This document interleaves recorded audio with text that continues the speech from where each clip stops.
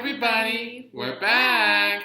Coming to you from the lovely Columbus, Ohio. Ding, ding, ding. Today we're going to talk about the concept of the postgraduate cliff. Postgraduate life is supposed to be an exciting time in a young person's life. They get their diplomas from high school and college, they look for jobs, they get jobs, they buy a house, and they have families. It's a big bologna sandwich. That's if you're neurotypical, but if you're autistic, it's a whole nother ballgame.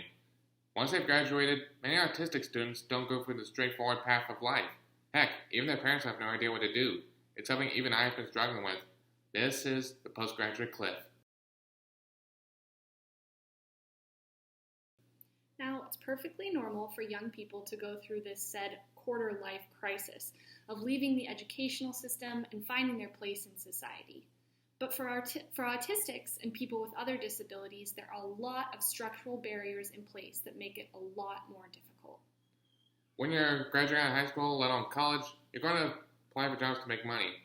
But 80 to 85% of autistic people are unemployed. And if they do get hired, it's often for minimum wage jobs like a courtesy clerk or a grocery store or stacking books in a library, or in my case, ushering at a movie theater. I'm not complaining. I enjoy my time. I'm working in theaters, but not exactly my idea of a lifelong rewarding career.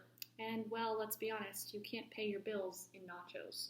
No, you cannot. Now, one of the characteristics of being autistic is struggling with communication, and this can create a barrier to successful job interviews. A scenario where they're expected to keep eye contact, firmly shake hands, and answer questions such as where they see themselves in the future or what they can bring to their potential employers that no one else can do. Without preparation beforehand, this stuff can make autistics anxious and in some cases give out too much information that the person who's interviewing you doesn't need to or to freeze up. That can seriously hurt your chances of getting hired. And even if you do get hired, you're at risk of being fired for even missing a few social missteps. Even though the Americans with Disabilities Act requires employers not to discriminate and to make workplace accommodations, in practice that does not really happen. I prepare for interviews by deep breathing and talking slowly. I also recommend doing some research and practice before you do your interview. It is your choice whether or not you would disclose your disability. I personally have not because I'm worried that it might hurt my chances of getting employment or sometimes it just doesn't come to mind. That's good advice, Liam. Everyone should take preparation in applying for jobs and interviewing for them. Now, another contributing factor to the post-graduation cliff is transitioning out of high school without support.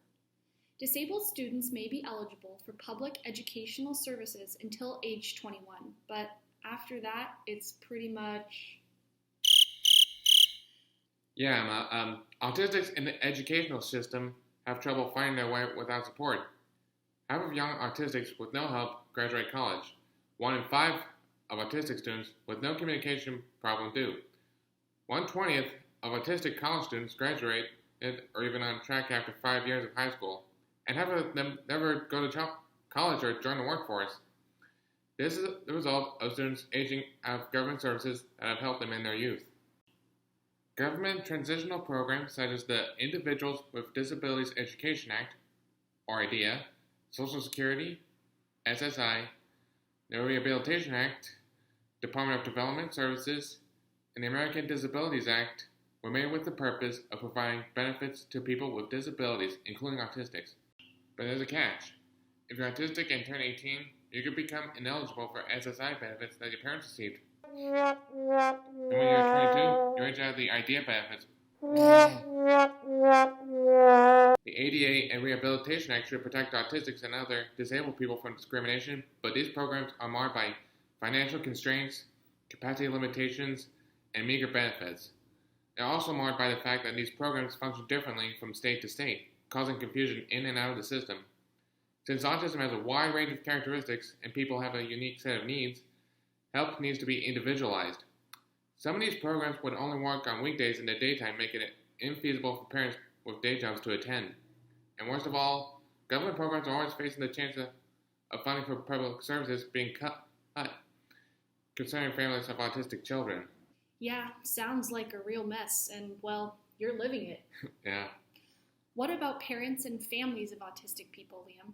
How does that kind of lack of support contribute to the cliff? Well, there's apparently a wide disconnect between youth and adults.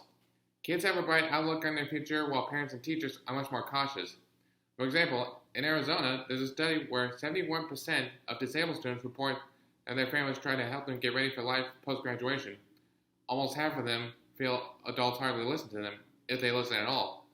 When asked about their chances of graduating college, getting a job, and living independently, the students were positive. However, the parents' and teachers' expectations were slightly lower. They can actually lower children's confidence in themselves and weaken their tenacity to succeed. Not only that, but any improvement they make in communicating, socializing, and repetitive behaviors would stall, even regress. Wow, that's a lot of baggage there, Liam. It seems like what families really need to be doing is instilling confidence in their children, teaching them life skills and how to navigate the world, but fear and anxiety often take over. What do you think can be done to ameliorate these problems? Emma, there are a number of things to be done. Some small, and some involve institutional change. I would advise families and teachers to start the preparation for the cliff your autistic children will face early. It might sound scary, but it actually includes a lot of fun things like teaching them how to cook, how to keep house, how to deal with finances, and how to navigate around independently on public transit. Find support groups to walk you through the decisions you make for your child. They're a big help. Stay involved in the online community of autistic adults who have gone through all of this before. Get to know their services and the resources they provide, and speak up in IEP meetings.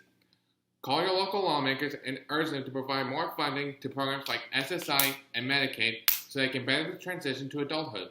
And most of all, have better faith in your children. They're the biggest of support that they need, as is my own. That's really good advice, Liam. This post-graduation cliff is a huge hurdle, and there are a lot of institutional changes that we all need to fight for.